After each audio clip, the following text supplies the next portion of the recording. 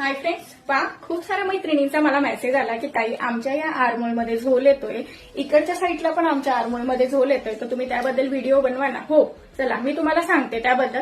माझ्या ब्लाऊजमध्ये मी ज्या steps use करते त्याच मी तुम्हाला सांगणार आहे, ज्याच्याने माझा ब्लाऊज परफेक्ट बसत तसं तुमचंही ब्लाऊज परफेक्ट बसायला पाहिजे. आणि सोप्या पद्धतीने मी तुम्हाला सांगण्याचा प्रयत्न करेल, ज्याच्याने खूप डीपमध्ये सांगून डोक्याच्या बाहेर जाईल एवढं नाही, एकदम सोप्या पद्धतीत. आणि या गोष्टी तुम्हालाही येतात, पण नेमकं काय होतं मैत्रिणींनो, आपली मापं जी असतात ना ती जास्त कमी घेतल्या जातात, म्हणूनच हे कारण होतं. मग चला, आपण का आपल्या ब्लाऊजमध्ये आर्मोलमध्ये झोल का येतो, आपण कुठल्या ठिकाणी जास्त माप घेतो, डीप गळा असला की कुठल्या ठिकाणी घेतो माप, तर त्याबद्दल मी तुम्हाला सांगते. तर चला. हा तर फ्रेंड्स आपण डीप गळा असला की आपल्या इथे आर्मोलमध्ये झोल का येतो ते मी तुम्हाला सांगते. इथून आपण काय करतो, 1.5 इंच घेतो. आता समजा इथे मी हे 1.5 इंच घेतलं, इथे आला, तर मग आपण शेप देताना त्याला अशा प्रकारे देतो. हे बघा, या प्रकारे आपण हा देतो. हे मी नॉर्मल असा काढले, ड्रॉ केलंय, ज्याच्याने तुम्हाला समजण्यासाठी. हे कुठल्याही प्रकारचं माप वगैरे नाही. आता हा आपण शेप दिला इथून 1.5 इंचाचा. तर बघा, डीप गळा आपला असतो तर तो पसरल्यानंतर इकडच्या साईडला येतो, आणि कपडा इथं जास्त असल्यामुळे हा इथे आपल्याला झोल येतो. तर मग आपण डीप गळा असला की आपण किती घ्यायला पाहिजे, आर्मोल 1.25 इंचावरती त्याला घ्यायला पाहिजे.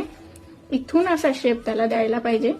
हे बघा, हा 1.25 इंचाचा. आणि ज्या वेळेस आपण त्याला ब्लाऊजचा स्लीव्ज वगैरे लावतो तेवढ्यात आणखी तो कमी होतो, म्हणजे 1 इंचाचा होतो तो तेव्हा.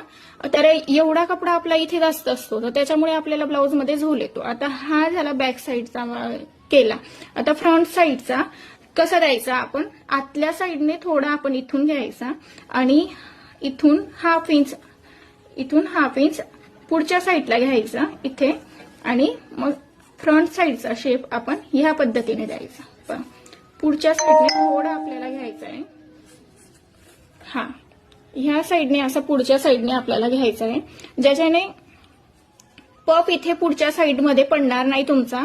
आणि हा झाला पुढचा, हा झाला मागचा. आता हे दोघं झाली ना. आता याच्यात आपल्याला काय करायचंय, ह्या दोघं झाले म्हणजे काय झालं का नाही, आणखी तुम्हाला इथे झोल येणार आहे. आता बघा, इथे याला काय करायचंय, थोडं खालच्या साईडला आपल्याला घ्यायचंय, ज्याच्याने फिटिंग करण्याच्या वेळेस हा पूर्ण असा सेट होतो.